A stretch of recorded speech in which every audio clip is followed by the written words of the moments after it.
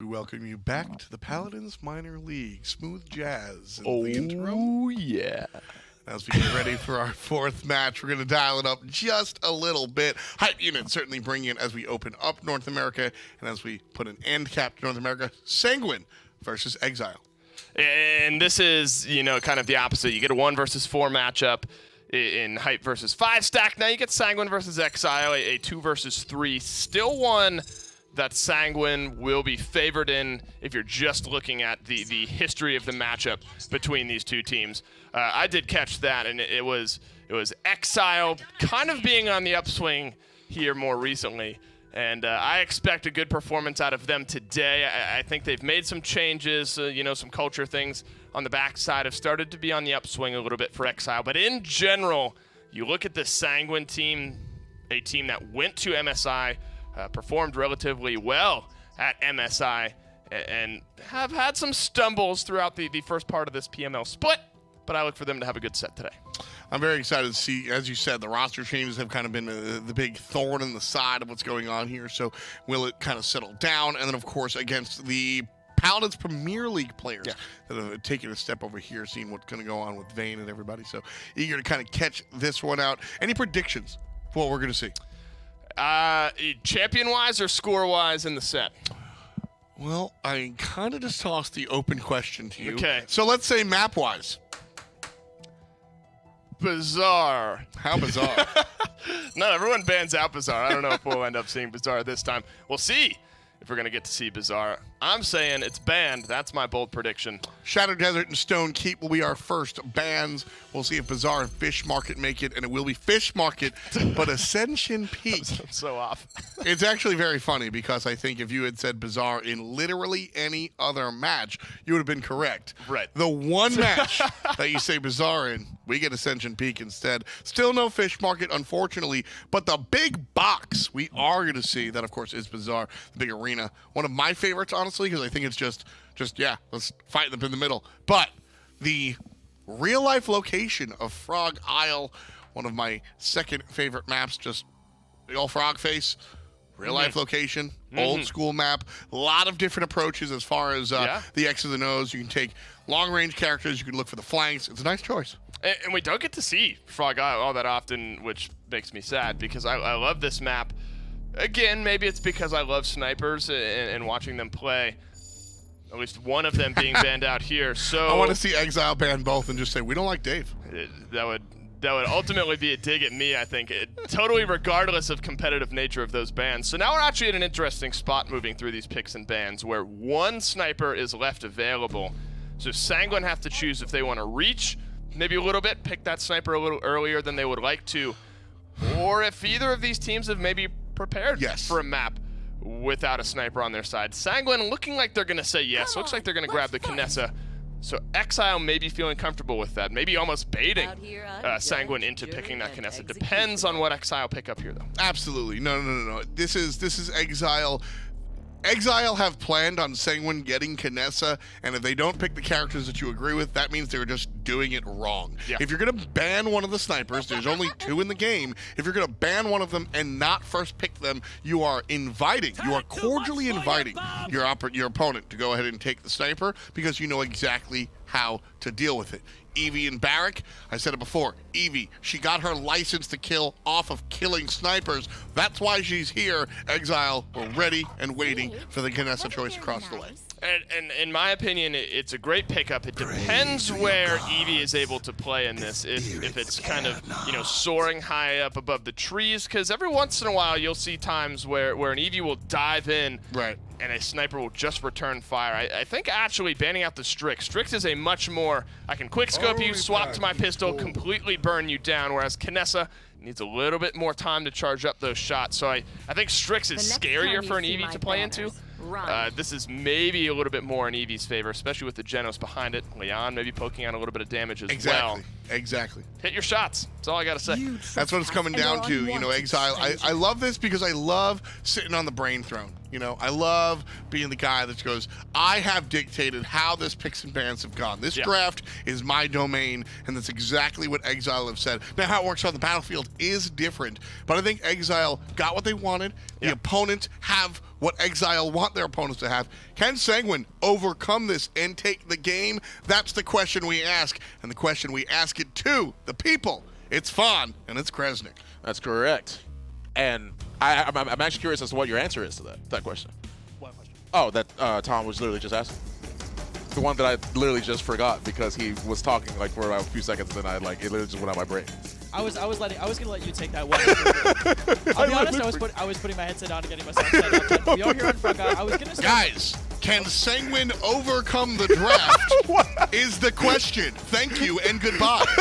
Thank you very much, Tom. Thank you, Tom, for reappearing here. Appreciate that. I was actually gonna say I feel like it might be an uphill battle for Exile here. Barrack Khan with Genos is really solid, but Stigma and Kinessa, man. Yeah, true. I feel like banning Strix against Sanguine is almost weird, considering, I mean, he'll force Kinessa on anything. He'll play it anywhere. It's literally like, I don't want to say it like this, but I'm going to put it out this way, is that it's sort of like setting yourself up for failure, because you know how much of a prominent player is, how much of a prominent player Stigma is on Kinessa. You give him that option, and then immediately after that, you just get rid of your only other supposed, not counter, but a position, like another character, Strix, who will be able to duel Kinessa one-on-one easily. Because you see the Leon already in the back. You see Stigma just currently got a headshot. Now he gets one on the Barrack thanks to his round head, his very big head. He's able to do that, and he's just sitting back. He's sitting pretty.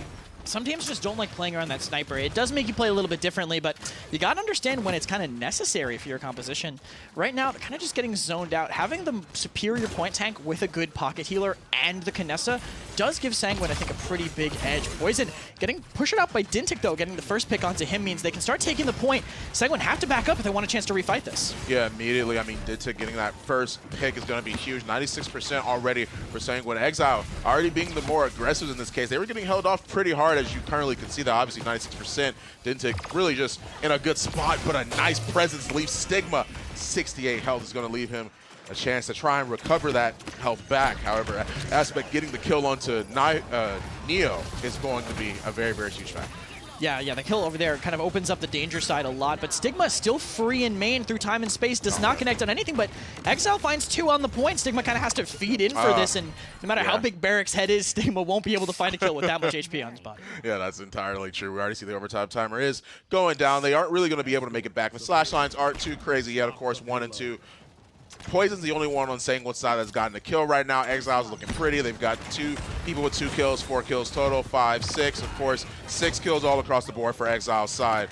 And I mean, they're already looking really, really good. Stigma in the back. Once again, he's just taking these faraway angles because he's a sniper. He's not going to be able to push up like that. And with talent like steady aim, you see how much damage he did to that Khan. He was able to pop him. Once again, another headshot as well as a follow-up crossbow bolt coming out from Cassie is going to allow them to also pick off Bagel. The proc from the steady aim actually just lasts so long. You can get away with a lot for it. 2 CC ultimates coming out from the tanks. They want to take this all the way to their spawn. Poison finding a few shots, but Exile's managing to peel themselves for just a little bit. Assert Dominance letting them stay here and assert their dominance, but looks like they're going to have to get out. Ice Storm barely stopping them. Yeah, I mean, the Ice Storm definitely stops that shoulder bash in that case. Bagel and Poison managing to trade out 1 for 1. Poison gets Bagel, and Bagel ends up getting the Inara in that case. However, the thing is that Stigma catching Dintic. Now it's going to be a matter of Exile really just trying to force them back up. We see Stigma come out again with the scope, gets the damage. He's looking at Khan once again to make sure that he stays in his place. He does not peek against Stigma in this case, and more specifically, Kinessa. Don't want to give her that opportunity. Crossbow bolts coming out from Cassie as well. Going to land a couple shots here and there, but at the same time, Bagel's going to be the one to go down. No tank slowing down the left side here, so Sanguine going very aggressive. Asdif is just a little bit too far back to stop Neo and Poison. Neo has to back up. Now, Poison's still staying there, though. He can kind of abuse that corner to shoulder peek for just a little bit longer. Gonna stalemate here. I think Exile might use one ultimate to get out, but there's not a lot of time left. They already tried to use Ice Storm to stop it, and it basically got them nothing. Oh man, Khan actually moved up, gets shoulder bashed off of the edge by the Ashe in a bad spot in general. Dintek trying to make sure he can get some damage into that back line, into Sanguine in this case, but he just gets healed right back up thanks to that Damba. He's playing such a prominent role. Poison finds the kill onto him. Neo finds the kill onto Ancient as well. 2 kills for them. Exile has not been able to leave their spawn. The only time we've seen them, at least in an even crowd. My goodness, Stigma. This is why you don't. That's why it's weird to ban Strix, and then you let Stigma get Kinessa. But did you see that? Well, he did keep putting his shield down. That's what I was going to say. I'm like, you're standing at a sniper sideline. Hold your shield at least till you walk out of the way. But Asdiff, pretty much, it wouldn't have made a difference there. Just got Stigma a few more credits, kind of already adding on to the pile. Exile, thankfully for them, they did get those 300 credits for the capture initially, but I have a feeling after that aggressive of a defense, it's kind of already equalized a little bit. Yeah, I mean, we already see Poison and Stigma. These two are leading tops of the damage charge. They're also leading kills throughout the entire game and also on their team, 5-1 and 5-2. But the differential is in the assists. 3 assists for Stigma, 5 for Poison. Now, once again, of course, they are top of the damage charge as DPSs. That's what you want to see.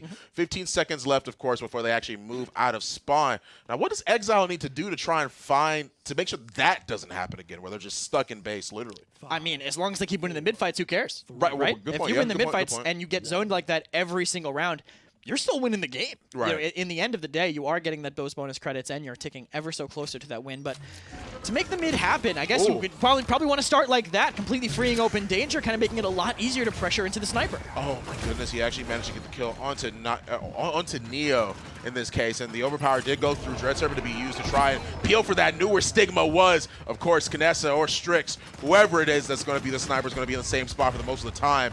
Void Grip to go out to leave Inara vulnerable over her wall. A good presence is going to keep that Cassie behind that wall, force her to dodge roll out. Dintek going to start pushing forward as well. And just like you were saying, Kresnik, they're winning these mid fights. They're being aggressive. And if they are, then exactly, who cares if they're doing good later on if they're getting zoned that hard? They start dominance to go out, but I mean, stuff's still going on. Neo's really low. They did get Ancient, so it's going to be a little easier to retake. And Neo's damage did force Aspect off of the point. So Sanguine have a chance to retake here.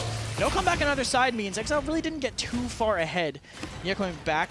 Losing Asdiff is going to make things really rough for Exile, and Dintek and Bagel immediately following after is going to make it even harder. So Sanguine going to get forward, try to get some dismounts here. They do have the Dome Shield if Ancient does manage to get through, but Poison already knows what the priority is.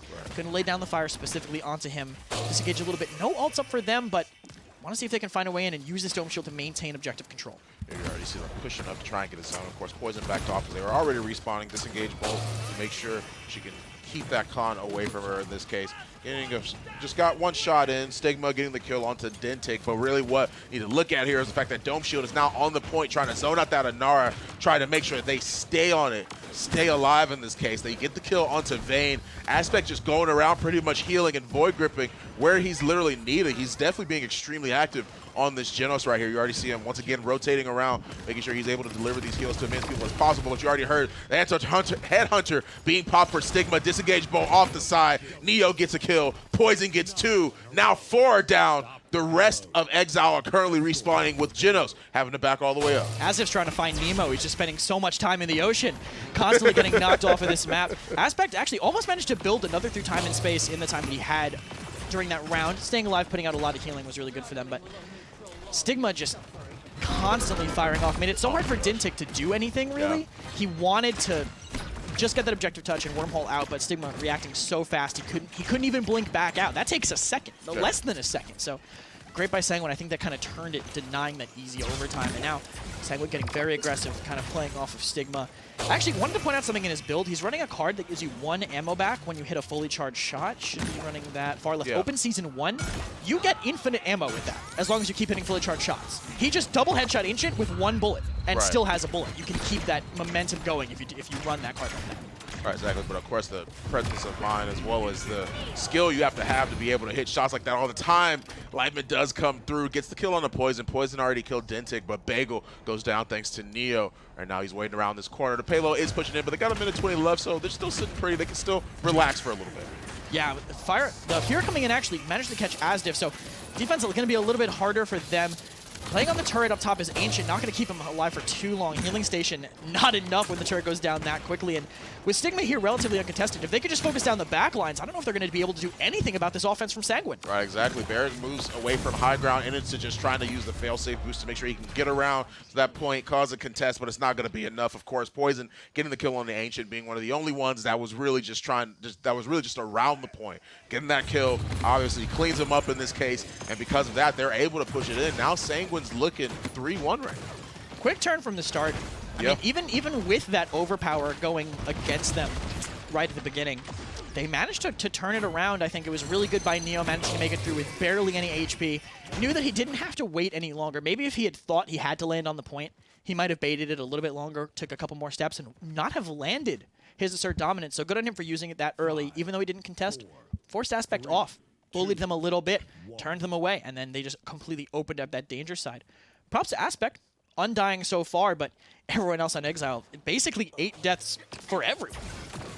Yeah, 81,000 damage on both of them, really. Just once again, Poison, Stigma staying up here at the top. Of course, you're going to see them hold this angle right here, Neo and Poison, really just around this corner, trying to stop the push that is, once again, Dentic and Asdiff in this case. The Dome Shield goes directly down on the point, 24% for Sanguine. Shots are coming through, though, through time and space to try and see if he can get Stigma. Stigma sort of just baits it out. He peeks out, but he's already moving back, so it's not really of consequence at this point. Headhunter goes out. There's a crit. There's one.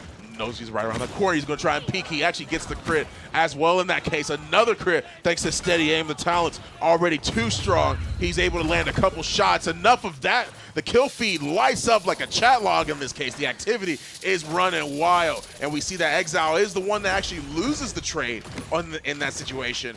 Khan's trying to make it back to the point, but I don't think he is. Not with a good disengaged bolt like that.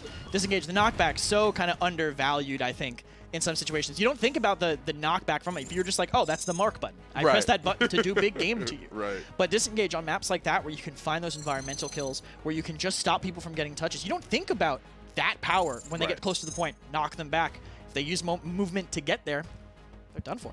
I mean, yeah, exactly. I mean, it was just so. You made a point in the beginning about how this game was looking very different at first. It really seemed like that Exile was going to be able to just keep stepping up above Sanguine, especially as they were winning those mid fights. But in this case, I mean, Sanguine was really just too strong at this point. Like, they had the momentum, they got it, they pushed in the payload. It was 3-1, so it was a lot harder for Exile to be able to try and make that adjustment. Yeah, and they had the danger side kind of controlled with that initial overpower, but again, I mean, I think the power from the tanks from Sanguine, very strong. And when you have strong tanks on this map, they're not going to be able to get onto your backline, onto Stigma, onto Poison playing on the danger side. Just really good control for them. The EV had an opportunity, I think, to do a Poison a little bit more, but it's hard. It's hard for them. A Poison, very, very good player. If he's connecting his bolts, then the EV is definitely at a disadvantage. Right, exactly. I mean, Stigma, Poison leading the top of the damage charts, 94,000, 90,000, respectively. Bagel on the other side not doing too bad. Of course, you have Leon. You have literally the move presence, but also the presence of mind to be able to position yourself in a way to try and stop Stigma from peaking. But it's extremely hard when you have slash lines, especially like these 14-4, 10-5, 1-3 and 20, 3-6 and 11 for Vayne, 8-3 and 12 for Neo. I mean, like, the slash lines are looking good. They're looking phenomenal for them. Yeah, Vayne took a lot of pressure, I think, from the rest of the players on Exile, so he soaked a lot of damage for them, but again, that attention going to Vayne drew attention away from Poison and Stigma, the two key players, I think, for this map. I always talk about how this map is kind of 2 tanks. You have to run it, and that's because you need your backlines to pop off at the level that Sanguines were. Right, exactly. I mean, you see the shots right here. You see the availability that he was always in a spot to where I felt like he wasn't being that pressured. I felt like he was in such a good position because the fact that Strix was gone. They're like, all right, well, they didn't take Canessa away, so I mean, we might as well take it for our own. And Stigma being known, of course. I see you doing like the little hand wave there. The like, worst possible timing for the shield every time. I don't think that's on Asdiff. I think it was really close for that, but it's just kind of funny. He's like, it's coming now. All right, okay, all right. Now. Okay. No, I'm dead. All right, I'll figure it out next time. Yeah, already, I mean, messing up in that case, but of course, Sanguine itself showing that they really have this stuff in this matchup. Frog Isle already gone. We're going to be right back after this break. INAP, powering the control room for the Paladins minor league.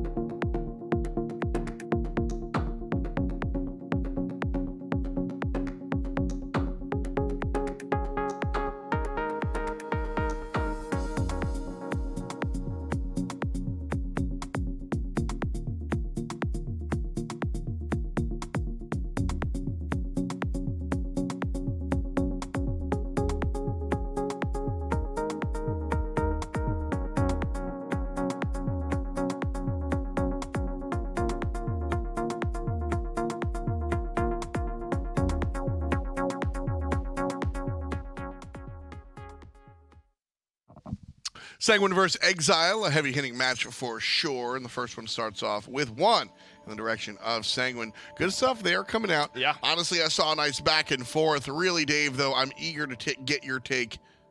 What's your take?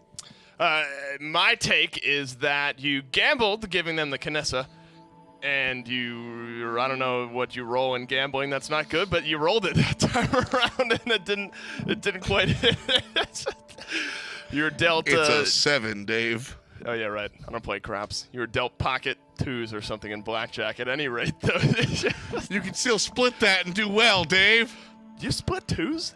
No way you would split 2s. Not a chance. I would split 2s. Tom would split 2s. Either way, they split, they busted, and the Kinessa ran wild that time around. I mean, you hope that the Eevee is able to do something about the Kinessa.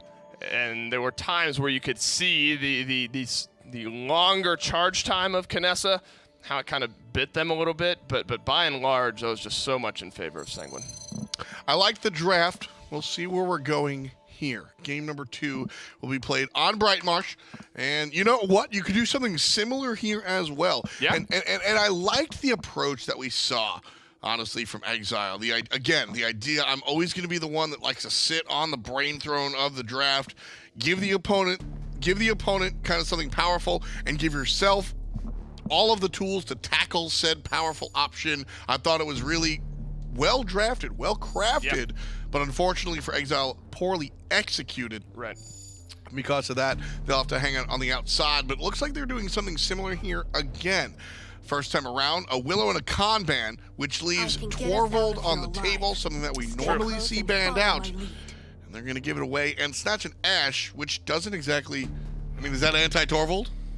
I wouldn't say it's anti-Torvald, but Cassie, I think, is a smart pickup here, actually, because if Exile were trying to leave the Torvald open, and actually this is what we saw last time around. Right. It was Brightmarsh, and it was Leon pocketed by Torvald, and there was a Cassie on the opposite side that was one-shotting the shields, essentially free for the entire game. It's also very possible that neither team reaches for the Torvald in this case. You are not welcome but I think here. Sanguine, with that Cassie pick, have set themselves up.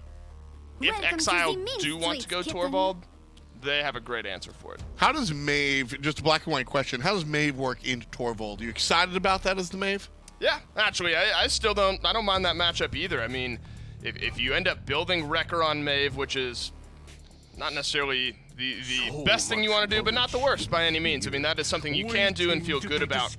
And once you get to that Wrecker 2 and then, of course, Wrecker 3 later in the game, Right. one volley of daggers, the shields are evaporating, so early on, not as much, but it's still a matchup where you'll feel certainly okay going into it a little bit as time goes on. Pairing with the Genos, though, this time around. Leon bursting down a lot of those shields as well. I'll be honest here, and please correct me if I'm wrong, because this just seems like an oversight by Exile. Sure. Sanguine with the Barik and the Torvald, they've got two. The Lex would be an interesting choice. The Barik and the Torvald are both, shield-oriented characters. We will see the Lex. I'm excited. But specifically, big man Torvald being let through the draft, taken by Sanguine. I don't see necessarily on the players on Exile's side that tear through shields very well. No, I mean... What's the thought process the, here? The potential is there to bust down some shields. What you're hoping, though, on Exile is that you're able to fight together. The longer the day has gone on, we've seen Grover and Ashe actually end up working. Right. So if you can withstand some of that initial pressure, slowly wear down those shields, you can win the fight on the back end. Torvald Genos pocketing Alex. It's going to be a lot of fun to watch, though. So it's up to Exile to make this a slow burn. Sanguine, on the other hand, just trying to power up that Lex. We'll see if they can get it done. It's already 1-0. We'll go to Kresnik and Fun. Yes, indeed we will. I'm actually going to pose a question to you as well, Kresnik, because the fact that Willow has been seeing a lot of rise in playtime. Of course, we've seen Strix. Of course, we've seen these other characters. At first, when the Lex buffs hit, and people were picking Death Hastings, we saw Bittner just popping off, not necessarily with the Torvald, but just in general. Why do we not see him as much? Because it seemed like he was fine. I think people are just backing off to the Strix a little bit more. Even though I feel like Lex is safer in the sense that he can reposition a lot faster. But Strix can, 1200, no fall off. Right. It's hard to argue. Right. But still, Lex double pocketed. You used to be able to play Lex before Death Hastings was reworked. with a comp like this. I mean, this was the kind of composition you could play. Double damage boost really enables him, and Death Hastens just makes that even better. Yeah, I mean, I was just curious because it's like like I mentioned before, like we saw Bittner on the Lex before. He's being pocketed by Torvald, I believe. I believe is also on Brightmarsh, but we just don't see him as much anymore as we do Willow. Now Strix is rising in popularity on a lot of different maps. And of course, he's still strong. It's just I haven't seen it as much as we did in the very beginning. When you get healthy chunks like that, and you're looking at a Maeve that's already sitting at low, basically no health, you hit the headshots, and Dintik's looking tasty for sure. Stigma definitely wanted a piece of that. Ended up getting the kill onto him. Dintik is down, followed by Bagel. That's why I'm so confused as to why people still aren't going him. Well, they have Torv and Genos. I mean, that's why. He's just enabled so hard by this. And I actually loved Stigma's priority there. He had Bagel revealed with the discovery, the retribution mark. He just walked past Asdif. Right. What's Ash going to do? Right. Just completely ignored her. Two-shot Bagel. Ash is just... You can't even get the lifesteal on a target who's shielded because it counts as hitting a shield. You don't even get ult charge if you hit someone who's shielded. So Ash's damage isn't going to make a difference. And Sanguine, off of the back of that, I think, heads-up play by Stigma. Do immediately turn this. Stigma... I think maybe wanted to use that to cancel and get some more his slide cooldown back, but ends up just canceling it, and he's still just absolutely pedal to the metal over there. The Law finds Asdif in the middle as well. Yeah, I mean, they do get the kill from Stigma. Man, Stigma, dude. Like, I think I'm more so impressed with just, like, the Lex pocketing the triple kill. The man has so much damage. He's sitting at the top, just like him and Poison were last time. Their top 2 damages. Vayne following up soon as a third, but still, man, that Lex is so powerful right now. And like you said, it's because of the Torvald. The Torvald is playing a very, very huge role in how Stigma is approaching this. And he also has so many chances to rotate in and rotate out. I mean, being able to dash quickly, get the little speed boost after the dash because of the build. Just so much he can do. And he can just get away with standing in mid just like that. As long as he's getting pocketed with the mark and the bubble, he can just do so much damage.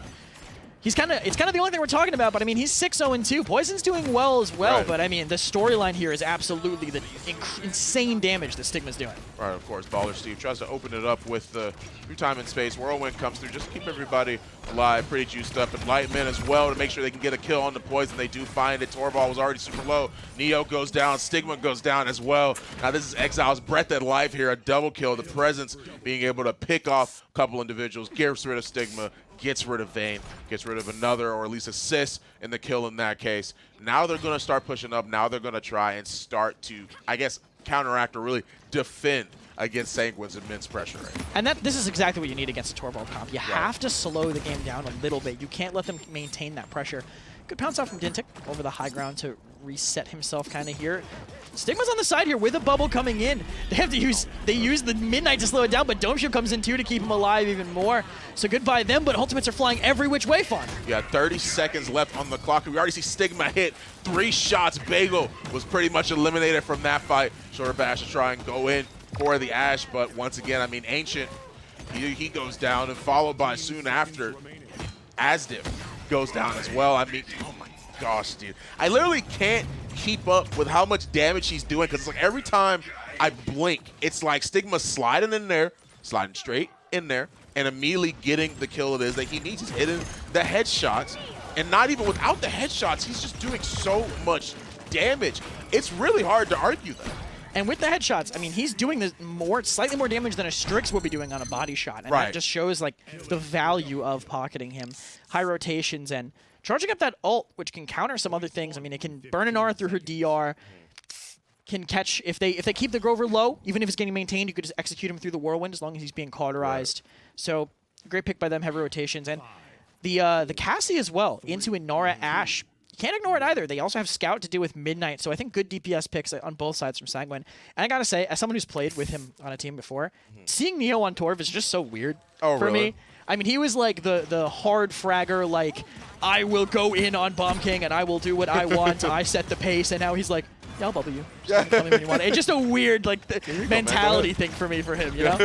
No, I completely understand that. We already see the bubble was put on Lex. Stigma finally goes down. And if you guys don't mind, I actually want to see the slash lines. Was that his first death this game? Second. Okay. It was his second death. I was just curious because it was like he was doing so much that it was really, really hard for me to just know for sure whether he was actually like really popping off that hard. I knew he was doing well, but I didn't know if he was doing like I haven't died yet well in that case. But we already see Ancient up here on high ground, at least a little bit closer to Docs. Vayne does get the kill onto Bagel. Stigma getting a little bit of that auto combat healing, but also making sure that he's popping as if he goes down. And now Sanguines are immediately going to be able to push. Yeah, Exile managed to retake middle because of just the Inara. They decided they didn't put the Torv to fight the Inara once they pressured out Poison. There's really no one shooting at him. Again, the main front of a Torvald composition is the Torvald and his pocket. So if they're not focusing in the most important place, if communication fails just a little bit, it's going to be really tough. I did notice right before the end of that mid-fight, Aspect was actually the second highest damager on his team. Interesting. I didn't see that. So Aspect was above everybody except for his Leon.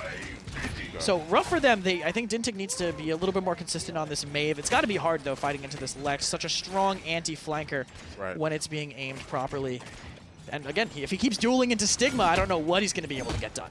Right, exactly. I mean, the Maeve, man, is trying to find her opening. Normally, she's good at making her own momentum, but when you have somebody like Lex that's doing this much damage in a short amount of time, and then getting the reduced cooldown for when he's actually hitting those shots. I don't know if he actually took that card. If you don't mind, can I see it? Like, can I end up seeing his like loadout to make sure to see what's end up like going on with him? I don't know if he ends up having that one. No, he doesn't, but still, it's the fact that it's still on a 3-second cooldown. And speaking of threes, triple kill already for Stigma. Top of the damage charge once again. He's been consistently sitting there, but his repositioning is just way too good. It's so hard to deal with that when you're playing as Maeve. It's the warrants out speed. That 50% boost makes it really hard to duel him because he goes from that. Not only does he gain that speed, but when it runs out, he's just constantly changing his speed a lot.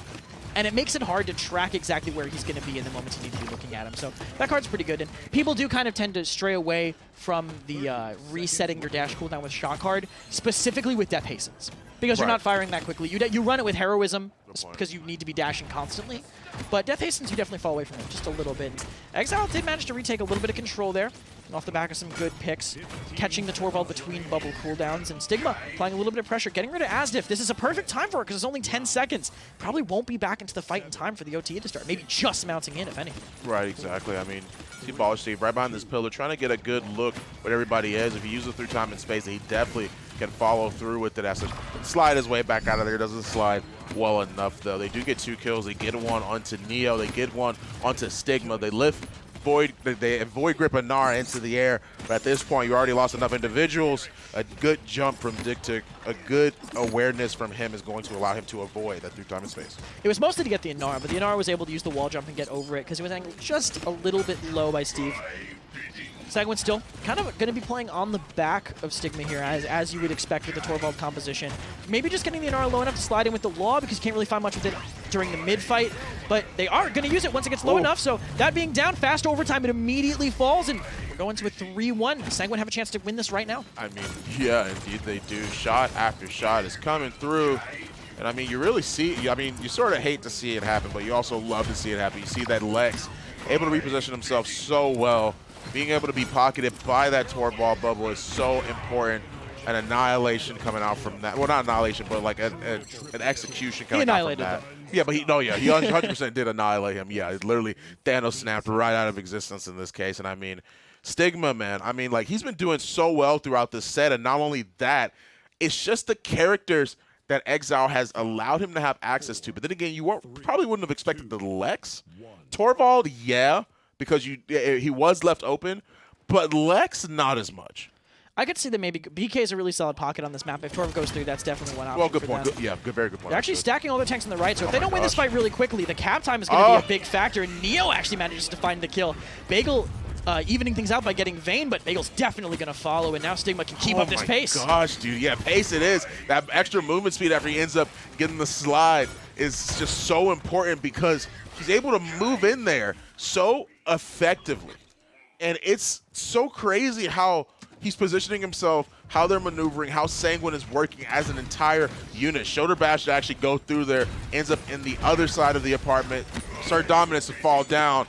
And I mean, they're in the back line. He's really just trying to give an opening to his team, but I just don't know. Unfortunate timing for the knockback by Poison, too, kind of allowing allowing them to land and play on that assert dominance. They don't have much of a chance to retake. Very low is the Barrack, and the cap time was already there because of how that mid started. Yes, they won that initial fight, but if you're not denying the retake, which it can be hard since you basically only have one tank, they're going to be able to take it. That's the benefit of having a specific point tank. That's the benefit of playing off of your comeback mechanic. Good couple shots from Stigma. Gonna allow Aspect to be really, really low. Poison does get the kill though, but a triple kill for Bagel is gonna be more than enough to set the pace for Exile. The Enlightenment is up as well as the just a little screen shake right there. Just excited about the fact he was able to get a triple kill, and also they're doing pretty well. I can already hear Bagel's voice. Yeah. Guys, I got a triple kill. Can we move? Make sure you are capping. Sorry, Bagel's. I love Bagel, but he is. His excited voice did not come out too much in my time I was playing with him. Imagine bubbling Stigma to get some more aggression. Bagel does get caught out. Whirlwind not enough to save Bagel there. Yeah, I mean, the bubble is coming through for Stigma. He's in a good spot. Really, this is where he would want to be. Gets the headshot, 850. A good, healthy chunk. Another few shots in the Dintic are going to force him to try get away from there. He does make it out. Well, Leon's already looking pretty low. 2 shots and already Bagel, wow. Already being forced back. Was already in the middle of reloading the Enlightenment to make sure that Stigma just didn't come around that corner, didn't pressure him, gave him a little bit of time to think, but clearly not enough time to live. Bagel does go down. Daggers coming out from Dintic are going to try and find some type of opening with the damage it is that she can do, but they're already being pushed back, man. Stigma's just going to keep this up. I mean, he might be able to find Dintic here also. Bagel barely peeling for him, but the shield is still up. The slide is good. 50% movement speed. Lets him chase it in so far, and only 2 members of Exile left, and they are completely surrounded. Oh, yeah, crossbow bolts coming out from the young Cassie in this case. Ash trying to peel as best she can, but Bagel-Well's already gone in this case. The Ash already is still on the right flank. I believe they are staggering her. They do get the kill, and it was indeed a staggered. Dintic comes right around that corner, man. Already popping people in the head, making it harder for them to live. The wall tries to go out, but thanks to that combat slide, it's going to be a lot harder to be able to catch Lex. Yeah, might be able to catch Poison here too, kind of in the middle of the team. Not able to get bubbled, barely avoids the shoulder bash, but still that bought enough time for the rest of Sanguine to show up, just ripping them apart. And I think this is, at this point, they're letting the tank go through, I think, to stagger, but it's got to be going to a 3-2 mid fight. Right, yeah, that's what I would imagine. We have Torvaldo, don't really see it. You have through time and space. You have Death Hastings, you have Dome Shield in the works. You don't have Scout, so it'll be a little bit harder to read those rotations. Eventually, of course, thanks to how Brimarsh is made, more than likely you will see the rotations, or at least where they're opting to try and go for. And of course, here's a little bit of Bagel's triple kill when he got it during the push. Yeah, this was good play by him, I think. Canceling Leon's cooldowns pretty well. Perfect timing, too, just getting straight into the back line and getting that 28 streak cancel for Steve. That was one of the things about playing against Steve. He's always managed to keep himself alive through insane situations, but it's not like he's baiting his team. He's always still outputting the healing, still doing exactly what he needs to do on top of that. And you mentioned about the Dwarf Hyper Beam on this mid. There actually is like a very classic, which is probably why we won't see it. If you can get your Torvald to the enemy apartments and they're playing on the stairs, yeah, you can push that's them like off. yeah, with that's dots. like the that's like the El Clasico. Like if you die to that, you're like, all right, you're playing in 2017 still. It is 2019. We don't die to that anymore. But they're not even fighting the apartments at all. Actually, playing a little bit further back. And I mean, Sanguine's kind of prioritizing the mid fight instead of the sides. Yeah, they are. You already heard the seismic crash go off, so clearly somebody was hit with a stun in that case. Stigma already on the side, getting the shots in. Shoulder bash from Ash to try and follow through. Another bubble going to keep him very, very juiced up in this case. Sir Dominus to come down. Through time and space to let it rip in this case. Vayne drops the dome shield. Shoulder bash to come out from Azif. He's really trying to get this Torvald, man, but at the same time, 2 members of Exile are already down. We do see the Barrack is there. Vayne goes down thanks to the fact that, 1, not being zoned by Lex, and also, 2, the fact that she had just used Prowl. She was able to get those daggers off, get those kills. And I mean, right now, I mean, Exile is sitting pretty right now. How did Poison was in pit at full HP. He killed Ancient on point and lived and got away during a midnight. How did he pull that off? Barely. I have no clue how he managed to do that. But yeah, that's going to actually be a huge player here, especially with Stigma finding a kill into Asdif, and Ancient's surely going to follow right away. That was so big not finding that kill. That big game still staying in there. And, all right, Aspect 2017 officially. He died to the Hyper Beam. Was a good attempt by him to try and live just a little bit longer, but I mean, Stigma, this Lex has been wreaking havoc, and you reap what you sow. In this case, you sow all those dope kills that you just saw, and you reap the rewards of victory. I still cannot believe Poison got out there. He had basically no health bar. It was basically a completely empty health bar with how low he got, but Stigma stood in the way and peeled for him once he rolled around the corner. From the pit, get the point tank, get out, and be there for the refight with a scout. Phenomenal play by him. Yeah, I really, really like being able to see that. And not only that, I mean, I talked about it before. We've mentioned Stigma already on his Kinessa play, but the Lex being able to be pocketed by that Torvald. Of course, you saw the disgusting damage you can actually bring out. A50 naturally for a headshot already, thanks to Death Hastens. But with that Torvald, you're already putting all the way at the top. And if you were ever confused as to, man, maybe Stigma didn't do that much damage, I literally want you to look right now at that damage number and see how much higher it is than literally everyone else in this game. 146,000 damage. Phenomenal. I honestly think the damage would be close-ish from Exile if shielding damage kind of counted back into it. Good point. Neo Yeah, sure, blocked you're 133k damage. Sure. None of that gets counted into the damage stats from Exile. So I still think they had a really respectable game, but the Torv play from Sanguine, really effective. They know how good Stigma is. They wanted to enable him.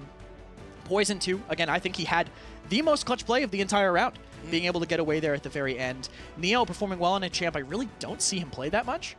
Torvald gets banned a lot since he's been a tank player, and clearly he knows how to. I mean, if you were a DPS main, you know when bubbles should be being thrown on there. Right, exactly. 0-1 and 44 for Mr. Baller, Steve. Definitely balling in this case.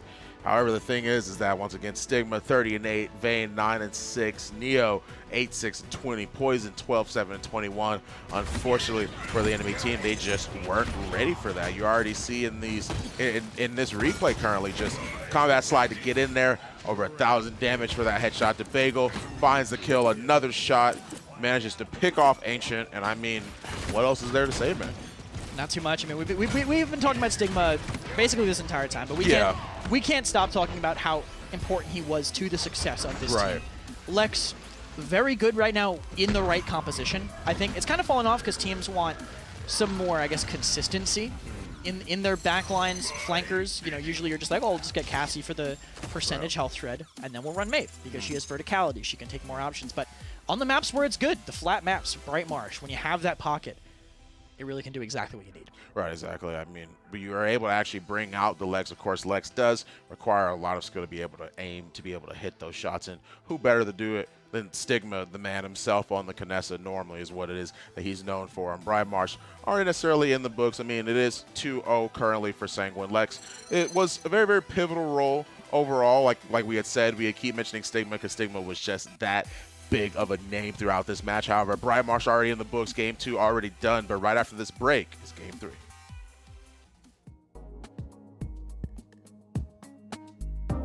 Alienware, the official PC provider of the Paladins Minor League.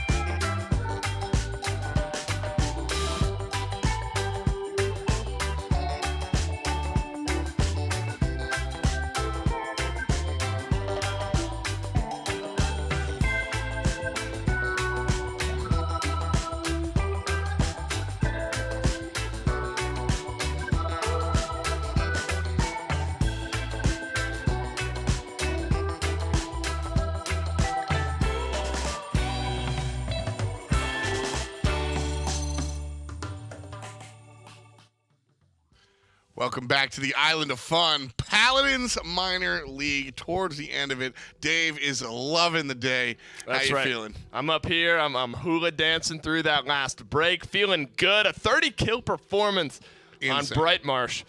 That's enough to get you feeling good if you weren't already, unless you're on Exile. Then you are feeling the exact opposite in this case. Just way too much. Way too much. You asked about the Lex, and I mean, it is wishy-washy. I mean, there are some moments where the Lex works. There certainly are some moments where he doesn't work. Yeah. But with a Torvald and a Genos behind him, you know, 30 kills only 8 deaths and then 16 assists as well. I mean, affecting 46 kills, doing 30 of them yourself throughout that one. What else needs to be said?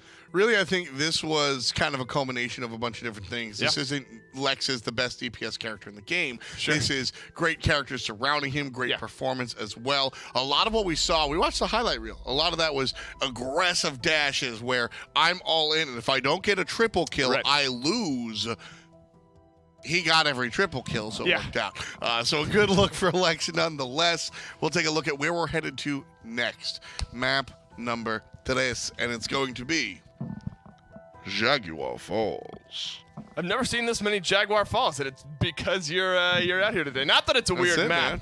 Not that it's a weird map, but you know, in a lot of these 5-game sets, and you know, a 3-1, you only see 4 maps. Jaguar Falls sometimes in and out of that, but you know, every single time for you here today, we're better off for it for sure, because I like hearing that every single time. I'm sure everyone else likes hearing it.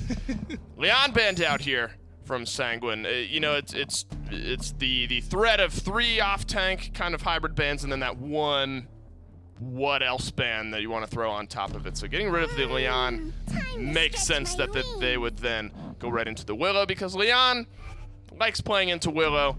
So getting rid of that and getting yourself a power pick number 1, very good for Sanguine. Again, Willow going to change the way your opponent's going to draft, so we'll see which direction that Exile go in. Barak right off the top, he's going to be a fantastic point tank, and then Khan will be able to play a little bit more aggressively. So Exile still keeping their cards close to their chest, coming out with 2 tanks. Everybody needs 2 tanks. Doesn't matter what else you're going to put around it. I guess now you can say that we won't see triple DPS, although there is a world where Genos can come out and we still might see it. But realistically, Exile have told us we're going to be playing standard stuff. We'll see what you got. Cassie and Ashe across the way teaming up with Willow. And I like this. I was going to say this is going to force Exile into a bit of a different spot damage-wise, because Leon and Cassie are kind of the 2 mainstays. Willow, you know, is the mainstay flex damage-wise, but for something a little more consistent, because Cassie and Leon are effectively gone for Exile, they're going to have to go a different direction, and Xin is that direction. And I think he's in a okay spot. It's really around Billow. Billow was the biggest thing that was hurt around them, so you can only play so aggressive. You have to be very careful about those cooldowns. We've seen it work out, but sometimes we've seen it fall on its face. I like the Khan with the Jhin. Yeah. I think that's a nice combination. I still need to see number 5 before I'm all in like I was with the Lex. Here for Sanguine, though, Anara and Ying going to combine with the rest of what Sanguine have already gotten. And I like that. I actually love this look, because I think if I'm Exile, I'm probably looking for a Ying type. You got the Genos already. So Drogos. All right, Exile rounds it off with some pure DPS. They've got Genos as the support and some 2 tanks. This is a draft. Xin is here real quick. What's your take on the Swordman? I think there's some merit. Honestly, a lot of the times it just comes down to who's playing it. If they do well, that's really where he's at. He's not an automatic win. He's not an automatic loss. Very player dependent. Well, flip a coin. We'll see if it all comes up heads for Exile, or if Sanguine closes the book right now. Kresnik, Fawn, take us to Game 3. We are currently in Game 3. I'm really excited. I'm ready to see what it is they have in store for us. And once again, Xin. It's hot interesting. topic right now. Yeah, it's definitely interesting. He does look like he shops at Hot Topic. At least when he's not wearing his ceremonial robe that he tends to be in when he's normally in his default skin. But it's interesting. I think they should have picked it a little bit later. I mean, they already had 2 DPSs. If they really thought triple DPS Xin was going to come out, then I think picking something else and then adapting might have been the play instead. Can have forced them onto a worse comp. But I get why. I think the logic is probably we want a flanker. We don't want Mave or Eevee on this map, even though they're still playable in the hands of players that have a lot of practice on them. Xin has the ability to cleave from one side of Sun to the other. That Yomi strike, very powerful, and it can do a lot, but I think they could have maybe gotten something else ahead of it. Maybe gone triple tank and had a Xin with it, but that wouldn't have worked really with Genos. Yeah, we already see that him and Khan are already on the side, the wall to come up, and really Khan ends up on the other side of it. Bagel really stuck out in a bad place. First blood coming out for Ashe in this case. It's going to be really good, but they do trade out Neo for a 1-for-1 trade. But really, Exile's being forced to back up. Most of them are considerably low. Yeah, but Exile still have this side controlled. Vanal just getting as little bit of cap time as he can. Bagel's still keeping up the pressure. It's going to be hard for them to get cap time with this Drogoz there. Asdif maybe overstepping just a little bit on the side. Might be getting a little overzealous. They can keep playing their advantage in the mid, but instead they push. Dintic tries to peek, and Stigma takes him down.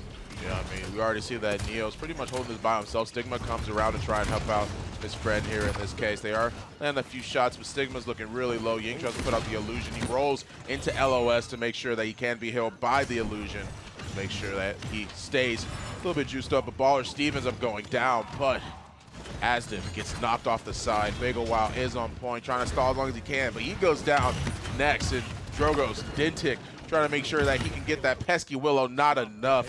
And did she kill with a shoulder bash? I saw her shoot.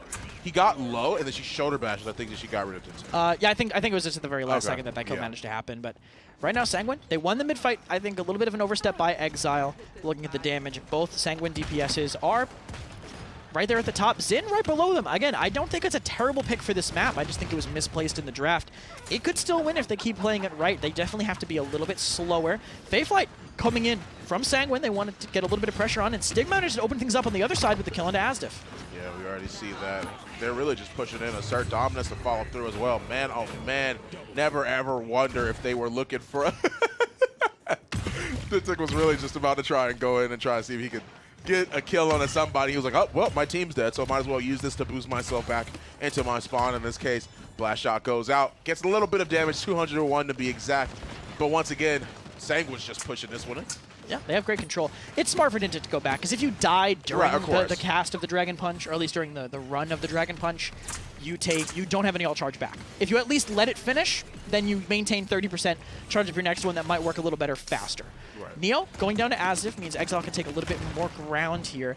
And honestly, this Dragon Punch, that's not going to be easy to hit. Not only can Vayne wall himself into a corner to live through that, Neo can get a mile away before Dintic can even notice, but you can actually block the Drogoz punch with the Ying illusions. So if they're playing smart, they can play near Baller Steve and let Steve get that block here. Sanguine getting a little bit of pressure here. Con with no shield is very rough, and Asdif immediately gets pushed back and taken down on the left side. Yeah, you already see Illusory Rift was pretty much ended up being used in that case. They are just pushing it in. They really, really want to be able to finish off this round. It seems like they'll be able to. No one on Exile be able to come out, but here's the thing, is that one thing that Exile has that Sanguine does not in this case are 5 online ultimates. Sanguine doesn't have any ults online because they used it to try and push that in. I think getting to a 2-0 with that is good, though, because they have comeback. So if you can maybe at least contest, let them waste their ults and then die, your retake potential is there. As long as they don't get that early cap and they spend ultimates, you can charge yours and take it in. 5 ults online for Exile, but not super impactful ones, because Dragon Punch can be dealt with. Dome Shield, they need to have positioning already to make that really good. Spite, it's a little better since they made it CC immune, but definitely not what it used to be. Biggest thing I could see is maybe comboing Spite and through time and space. And of course, I mean, overpower. Fantastic, but can be dealt with if Sanguine reacts fast enough to the pull. Right, exactly. Well, we'll have to see if they definitely react quick enough in this instance. Sanguine is here. Nargo straight on the point. They're always trying to wrap around, but thankfully, thanks to the shielding, didn't actually die in this case. However, 2 people that did, Vayne, Poison, gone off the board. Neo finds one on the Dintic though. So that's going to make sure that he is at least, they at least have some type of chance. They're not going to back off yet. You still see him around these corners. So they're just holding on until their teammates can get back. Good positioning by Exile too, locking out Neo and Steve, but the Fayfly coming in is going to force the people off point. Dome Shield gets used, but the Inara did come back again. They denied cap time at the start, so they have a chance to come in for a refight. Poison looking for someone in the back line, did lose Dintic, might be able to come back in. Dintic has to rotate back to the mid, but just a trade of tanks all over the point. Yeah, I mean, Ancient goes down, and you see that Khan's literally stuck between a rock and a hard place, or I guess this is Paladins should say a grok and a hard place, even though there's no grok. However, the thing is that this is really, really what? What's up? No, I was just giving you a face. You can continue. In this case, though, Sanguine's doing really, really well. 66% already onto the point. 2-0. Sanguine's doing. I mean, they're doing really good, man. I mean, they've had a non-stop momentum that I feel like Exile has just not been able to break. Sanguine just played perfectly around the comeback. They knew that if they gave up a single point of captain, because of double comeback, there's no way they were going to get back in. Right. So even if they knew it was going to lose them the fight, they put Vayne on the objective. They let him die to Dragon Punch, but that was resources spent that couldn't deny the retake, and they want to get really aggressive with this zone. Dintic, what a shot onto Neo while he comes in. That might help them stem this tide. That is 100% true, my friend, because the fact that he landed the Void Grip allowed him to just stall it a little bit, the assert dominance. An amazing shot from Dintic is going to be sure that he gets rid of Neo. Now the rest of Sanguine's going to be forced back just a little bit. Nara is there. She's not going to really try and peek too heavily yet. She has about 2 seconds left on her DR. She already put her arms down, just make sure that they could actually wait. Assert dominance, of course, already being used in this case, but further away. I think he fat-fingered. I think he had to. I'm pretty sure he fat-fingered, but they have time to build it up. They have enough time to build another, I guess. Yeah. What worse time to possibly fat-finger, but they're going to go anyway. Seismic Crash does get avoided by Bagel, but they find the first kill into Poison. Yeah, I mean, that's going to be good for them, especially when they're trying to regain their momentum in this case. Fire Spit to go out, Salvo to follow through onto the Yanar. Doesn't really eat that much damage, though. Neo definitely in the back. Really is technically a 2v1 situation. Khan went over there, go check on her. She backs up a little bit, gives him the respect. Khan shield breaking.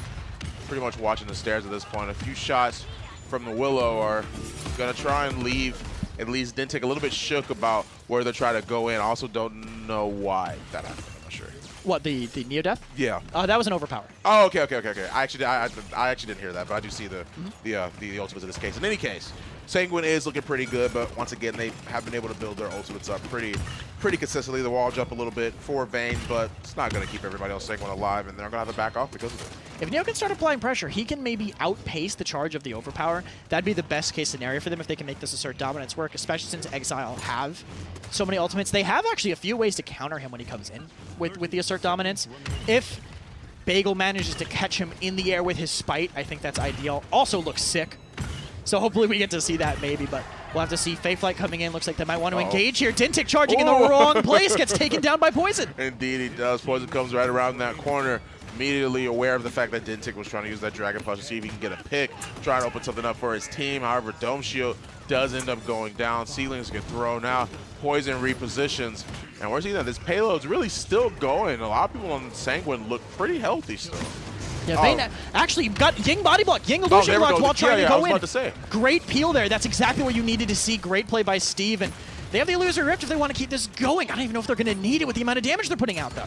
Yeah, but they do end up using it. Ash is still there. She has assert dominance. She's going to try and go in. Yeah, use the assert dominance to try and zone out that little room right there. I mean, Baller Steve all the way in the back. They're really just trying to find their place. They can get a pick. Well, never mind. They can get 2 picks, just like Poison ends up getting. It's already looking pretty good for them. A third in the form of Asdif from Neo is going to be really, really important. So in this case, Vayne, the man, managing to get the kill onto Barrick. It's going to be a lot. And I mean, they're steamrolling, dude. I don't know what I can say at this point. Not much more. Bagel tries to billow overpower, miss, so equalized on the cart. No one's in position to contest. The shout tries to get the con in, but just not enough. Yeah, it's not enough. I mean, just shrug. I mean, I don't really know what else it is that could be said at that point. I mean, Sanguine just played very consistently. They played very, very concise in this case. They had the momentum. Once they got it, they literally never stopped. It was a 4-0. So, I mean, what was stopped in that case? The only thing that stalled them out was the fat finger. Yeah, true, yeah. Like losing the assert dominance there, although it did set them up for a position where, again, they had that. Then the overpower got used after to take out Neo. Now the assert dominance outpacing the overpower, pick the con, go in with it. That assert dominance didn't get any kills, but it drew a lot of attention. Right. And it's actually crazy that they managed to get through, I think, with as little resistance as they did. I mean, we saw Dintic hovering 2 feet above them. Right. That's just what you can get away with when you don't have a hard counter on the other team, but I think Stigma was hitting enough crossbows to feel like a counter. Yeah, I mean, I 110% agree with that. Dintic, 67,210 damage. I mean, he was hitting what he needed to, but at the same time, of course, Sanguine on the flip side of that, Stigma, 80,787, 57K for Poison there. Once again, the fact that Willow was there, I mean, the assistance that Dead Zone can provide means that Barrick wasn't just able to stand idly on the point to try and counteract what Anara was doing. So, I mean, props to Exile, of course. I mean, they did the best it was they could, but Sanguine clearly just was a step ahead. I think they played their draft pretty well. Yeah, honestly, like in the situations they had, I just think Sanguine had it a little bit better. Definitely, for what they had, I felt like they played it okay. Bagel, 2-8, but I felt like his presence was felt. His damage was there. I think only a little bit below Poison. Slashlights across the board, though, definitely sided towards Sanguine. They had their fights and everything planned out perfectly. Yeah, 2-1-15, 7-3, 9-5, 8-5. Poison, man. Like, the only reason why I bring him up again is because of the fact that, once again, he didn't really have crazy amounts of damage, but it's stuff like this, and it's also situations like this, where Dentic is setting up to use the Dragon Punch.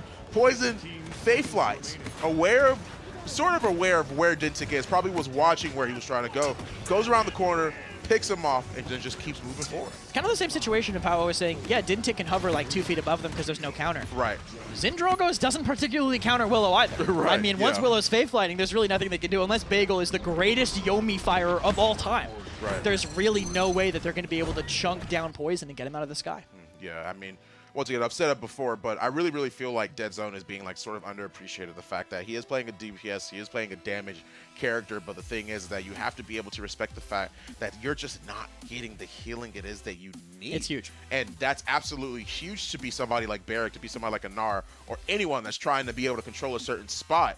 You literally just look down and, oh, there's Dead Zone. And then immediately you have to just back off. And then that's it. That's what you have to respect. It used to be even stronger. I mean, it used to last for 2 seconds once you leave it. That's actually crazy. Which was, it was kind of insane. It also did 800 damage when it hit you. Also that one legendary. So, either way, glad that's been changed. But Willow's still very powerful after the other changes, and Poison was awesome with it. Yeah, I mean, that is 110% true. Paladins minor league was great today. Sanguine actually takes it over them 3-0, but we're going to send it right to the desk to close this out. Thanks a lot, Fawn. Great job, as always, Fawn and Kresnik. Bringing us the action. Sanguine, though, really delivering it to us. Tom F. Ballinger here on the desk. What up, Strixus? Next to me is going to be my man, Dave, as we close out the day. Fantastic North American action, for sure. Yeah, it was a good way to round out the day. We've seen now kind of your two front runners in this case, in Hype Unit and Sanguine, and really why they're the two front runners. Clean, calm, controlled drafting throughout the day for both of those teams. And honestly, I mean, although Hype Unit have been the favorite from start to finish, really, and I still consider them the favorite in this league, they'll have one matchup coming up soon, actually, I think, against Sanguine that'll really kind of determine who's the front runner for LAN. But a much more clean performance out of Hype Unit today. You know, in the past, they've dropped a map, maybe dropped 2, made it a little closer than need be. But this is the full potential of this Hype Unit team, and I think that they'll continue to ride that. But I look for the next Hype Sanguine matchup to be a good one.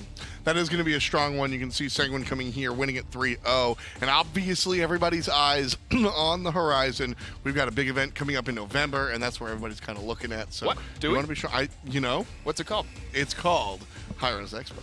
When is it? Sometime in November? November 15 through 15 through the 18th. 16 through 18? I don't know. Where is it? Here at the here in Atlanta, right? It is Atlanta at the Georgia World Congress Center, of course. We're going to be paired up with DreamHack. It's something you don't want to miss, and these Paladins teams don't want to miss it either. No. The top performers from the minor league wind up getting to play up there. Let's take a look at who performed today as we zoom in on the matches. All Business came out swinging, but Sour Team were able to provide some good stuff, some great drafts in that one, particularly if you joined us late. Go take a look at the drafts there as you watch those matches. Very interesting. And then Penta versus One Trick Pony. OTP did come through with one match, but Penta ultimately took it all. Yeah, showing in that region sort of the top 3 anyone can win any given day. Down in North America, though, a couple 3-0s. Those are your top 2 seeds in this region, largely how we expect things to go moving forward.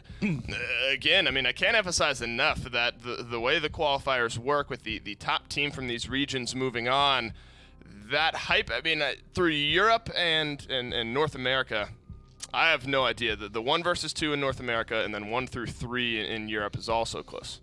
Well, our stats folks have put in the numbers. Let's take a look at the screenshot of what everything looks like right now. And this is it. Europe up on top and North America, well, on top of their own right. Hype Unit 6-0. Sanguine trailing by 2 wins. They're at 4-2. And then, of course, the European teams. All business, baby. They're leading the charge at 5-1 with a plus-minus of 6. Yeah, and if you look down at North America, it's 6-0, and then, of course, an 11 plus-minus for Hype Unit. In theory, if they were to play Sanguine next week, they go to 7-0 if they win. Sanguine down to 4-3. Then they go through their rotations. I mean, there's a lot of assumptions to be made. Sure. And you know, you're assuming they then win out against Exile. You're assuming they win out against 5 Stack. You know what happens? You and me? Yeah. I'm just saying. But I think that next Hype Unit versus Sanguine matchup honestly could determine who comes out from this region. There's still lots of Paladins to be played. It's way too early to definitively call anything. But we can sort of hear it a little bit. Right, you can hear it in the background. Yeah, sort of like you lift the conch to your ear and you can hear the sea, and then a couple of weeks later you'll actually find yourself getting a little wet. That's what these teams are fighting for. The minor league is over, at least for today. We've got a couple more weeks going, but it's been fantastic. Thank you for having me here, Dave. Always a pleasure. It's been a pleasure. Loved casting with you. Love having you on the desk. It's always a good time. Always a good time to see the Paladin boys. For myself, my name is Tom F. Banninger. Thank you for having me, chat. You are the ones that grace me. Dave and everybody else behind the scenes, we say thank you, and we will see you later on in the week. Paladins Minor League is brought to you by Evil Mojo Games, developers of Paladins.